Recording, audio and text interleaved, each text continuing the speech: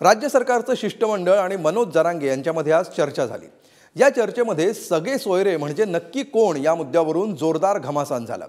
आईकडचे नातेवाईक आणि व्याही यांना आरक्षण मिळालं पाहिजे असा मनोज जरांगेंचा आग्रह होता, मात्र हे शक्य नसल्याचं सरकारच्या शिष्टमंडळानं स्पष्ट केलंय। पुढच्या 3 दिवसात ही चर्चा काय वळण घेते ते पाहणं आता महत्त्वाचं असणार आहे। बघूया याबाबतचा सविस्तर रिपोर्ट। सरकारच्या शिष्टमंडळानं मनोज जरांगेंशी 2 तास चर्चा केली। संकटमोचक गिरीश महाजनांनी समजूत काढण्याचा प्रयत्न केला, पण मराठा आरक्षण योद्धा तसूभरही मागे हटला नाही। त्यामुळे सरकार आणि जरांगेंमधील बैठक निष्फळ ठरली। कुणबी प्रमाणपत्र देण्यासाठी सगळे सोयरे या शब्दावरून घोडं अडलंय। देशामध्ये असा नियम नाही की नवरा बायको असेल तर बायकोला त्यात गृहीत धरावं, नवऱ्याच्या सर्टिफिकेटवर किंवा तिच्या भावाला असेल, तिच्या भाच्यांना असेल, तिच्या आई वडिलांना ते सर्टिफिकेट द्यावं असं कुठेही कायद्यामध्ये नाही आहे। हे सगळं कायद्याचं सगळं ते जे आहे लिखित तेच त्या ठिकाणी आणलेलं आहे। पण आमच्याकडून जे लिहून दिलं गेलेलं आहे त्यावेळेला सोयरे हा शब्द त्याच्यामध्ये आला आणि त्यामुळे सोयरे म्हणजे कोण तर आपले व्याही, आणि या शब्दावर थोडी गाडी आमची अडलेली आहे। पण ते कायद्यात कुठे बसत नाही। ते लिहिलं गेलं असेल पण ते कायद्यामध्ये कुठे कदापि बसत नाही। मी ही भूमिका, आमची स्पष्ट भूमिका जरांगे पाटील सगळी सांगितलेली आहे। आम्ही कायदा तोडाच म्हणत नाहीत ना, आम्ही कायद्याच्या चौकटीतच बोलतोय। कायद्याच्या चौकटीत बोलतोय, नोंदी कायद्याच्या चौकटीत सापडलेल्या आहेत। कायद्याच्या चौकटीतच आम्ही बोलतोय, पण कायद्याच्या चौकटीत जे काय शब्द बसतात त्याला तज्ञ आवश्यक आहेत, त्याच्यासाठी अभ्यासक आवश्यक आहेत, आणि कायदा बनवणारे मंत्री महोदय म्हणजे त्या नातीने विधानमंडळातले सदस्य असणं आवश्यक आहे। ते सगळेच इथे आहेत याच व्यासपीठावर। ती शब्द आत घालण्यासाठी याच लोकांची आवश्यकता, आणि तेच इथे आहेत। मनोज जरांगे यांनी सगळे सोयरे या शब्दावरून खल केला।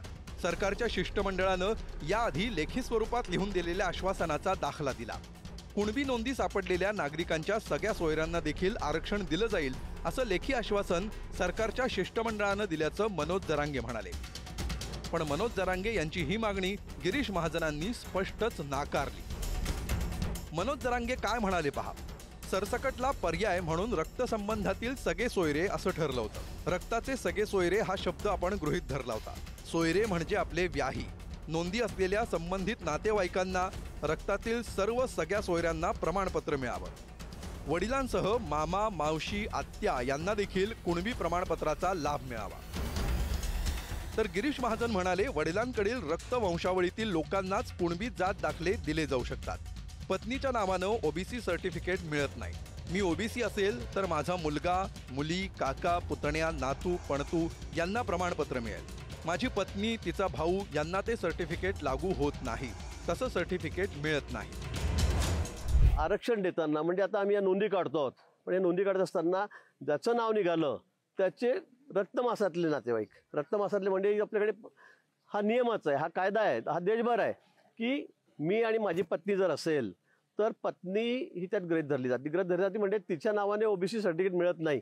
मी ओबीसी असेल तर मग माझा मुलगा आहे, मुलगी आहे, भाऊ आहे, काका आहे, चुलते आहेत, म्हणजे त्यांना ते सर्टिफिकेट मिळू शकतं। पण माझी पत्नी आहे, पत्नीचे मुलं मुली, तिचा भाऊ म्हणजे यांना ते सर्टिफिकेट लागू होत नाही, ते मिळत नाही।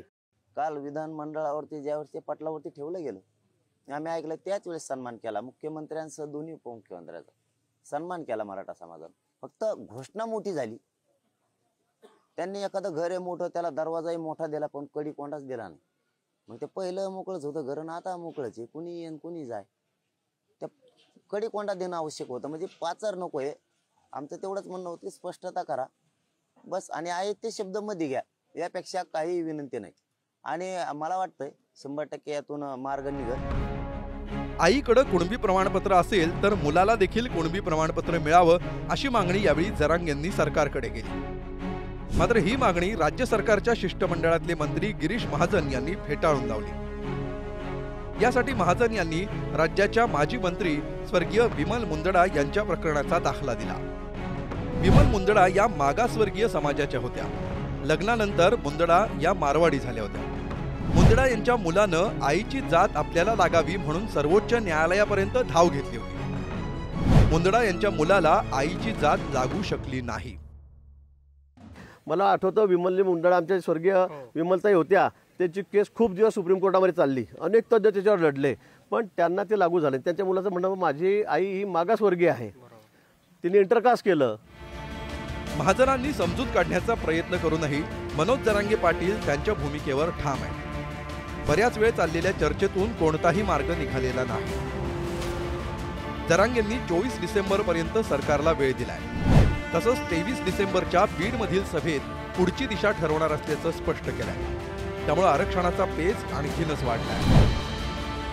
आता यावर कोण आणि कसा मार्ग काढणार हा प्रश्नही उभा राहिलाय. सचिन जिरे, पुढारी.